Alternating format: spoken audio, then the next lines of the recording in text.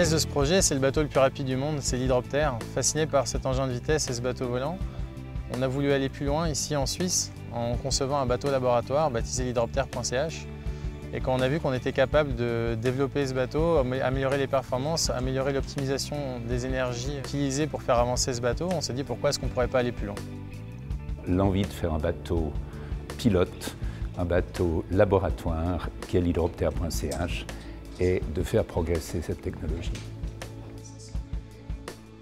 On a découvert que nos travails de compétiteurs, de chasseurs de records, pouvaient avoir un domaine d'application beaucoup plus large et répondre à des problématiques énergétiques, en particulier sur la production d'énergie renouvelable. On est un des seuls bureaux au monde aujourd'hui à être capable d'apporter des solutions concrètes sur l'optimisation de ces frottements. Toutes nos recherches, tout ce savoir-faire pouvaient être appliqués sur des projets, dans un premier temps sportifs de communication, mais aussi dans le projet de transmission et de développement de toutes nos conclusions scientifiques.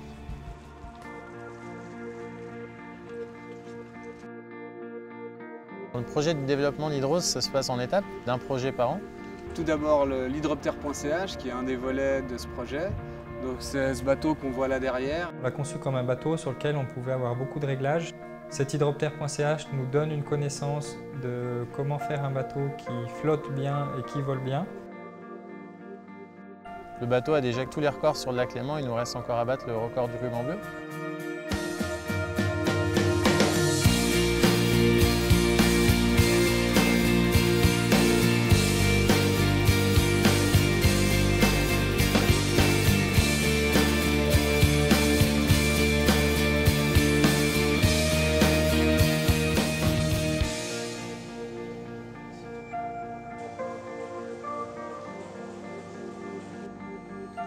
On a un deuxième projet pour l'année 2013 qui est déjà bien avancé puisque ça fait maintenant 1 an qu'on travaille sur la conception d'un bateau pour la Petite Coupe de l'América, un classe C. Au sein du projet Petite Coupe, je m'occupe de tout ce qui est fabrication, ça veut dire le suivi du design du bateau, avec qu'est-ce qui est faisable, qu'est-ce qui n'est pas faisable. C'est un projet très important pour Hydrose parce qu'il permet de développer certaines technologies, d'aller les comparer à des concurrents pour voir si elles sont vraiment intéressantes ou pas, et puis ensuite, un jour, de les appliquer à d'autres domaines. C'est un peu une façon pour nous de montrer notre savoir-faire d'excellence dans la partie hydro, mais aussi aéro. La Petite Coupe d'América, c'est un beau programme et un beau challenge.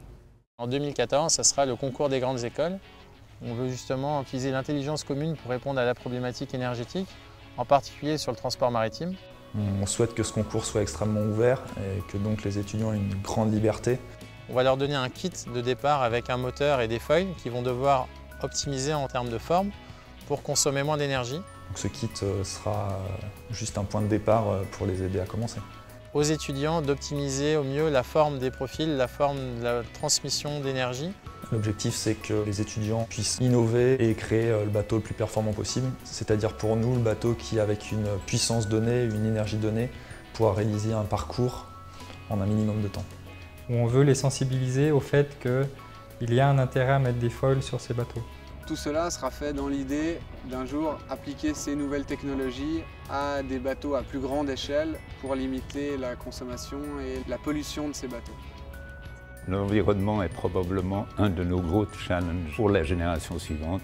Si on peut modestement, dans un domaine ciblé, permettre de faire rêver et ou de faire évoluer les choses, il faut le faire.